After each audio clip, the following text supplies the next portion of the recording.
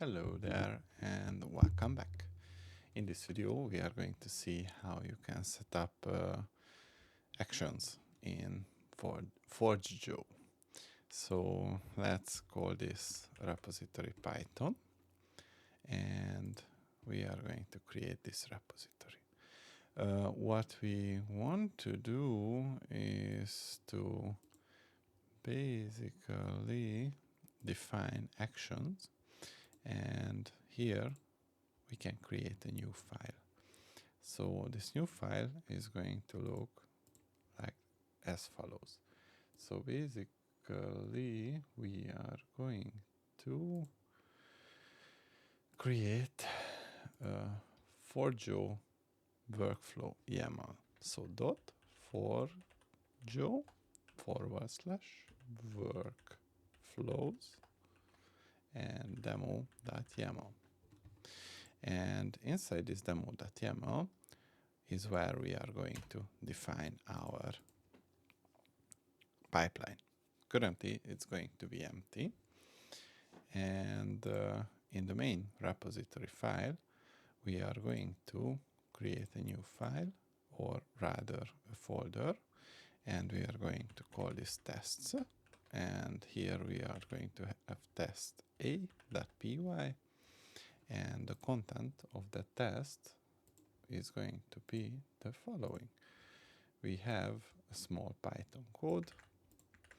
This is basically going to use PyTest, and it's testing technically different warnings and whatnot. And we are going to have another test file, and here we are going to call it test.b.py. No, I don't want to commit the changes.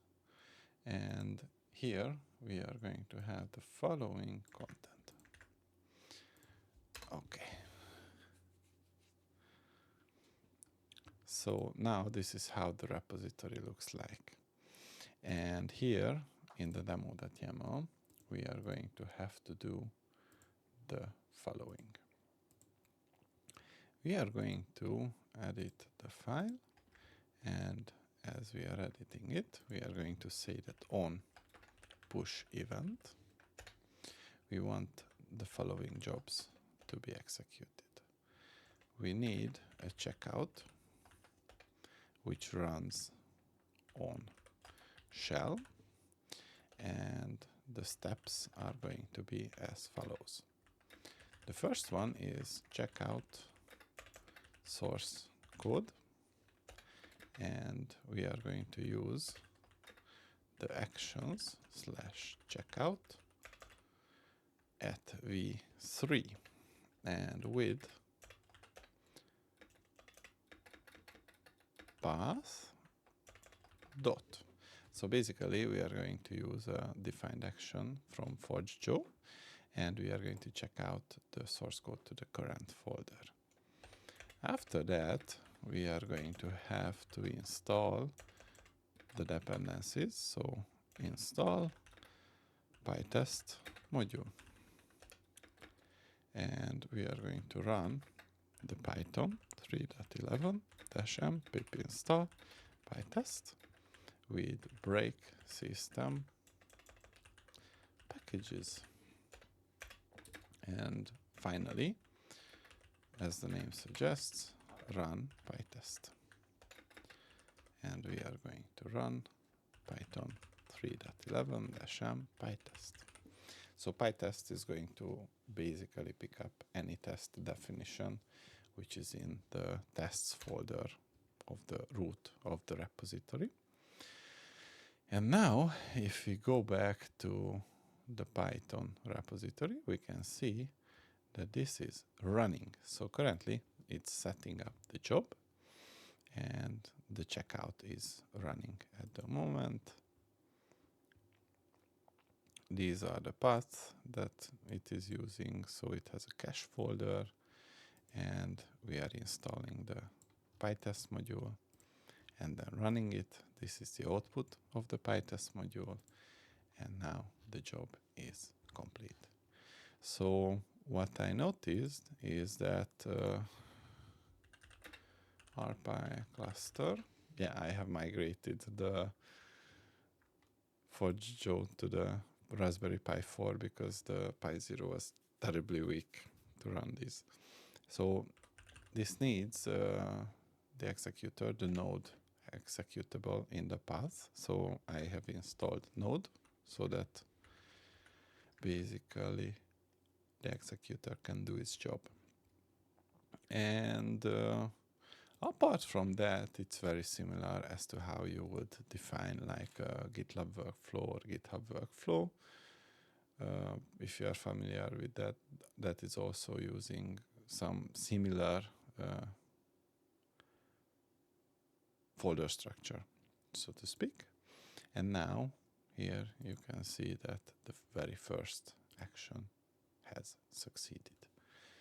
And there is also another interesting aspect. If we want, we can create a wiki page. So basically, that is going to be a separate repository, which is suffixed with the .wiki. And I just want to show you, basically, if we save this page, what you can do is to clone this repository. And let me navigate to the desktop, git clone. This is going to be the credentials are incorrect. What? And why? Credential manager, Windows credentials, refresh token, remove, okay. And git clone, let's authorize. It was successful and it was able to check it out. Oh, I know why it had to be done, because what I did under the site administration, or rather the settings, security, I have enabled two-factor authentication. So now it's on my mobile app when I want to log in. About the wiki page. Here in the Python wiki folder, we have the home.markdown, and basically we can create the demo.markdown, and we say welcome to demo and save it, and we use the git add, git commit, progress, git push, and once this is complete, we should be able to go back to the Python repository, and here under the wiki page we have the option to switch between the pages, and we have the table of contents and whatnot. So I think it's a pretty neat addition, and you have the option to provide maybe a wiki page or a detailed documentation to your projects. But that was all I wanted to show you. See you in the next one.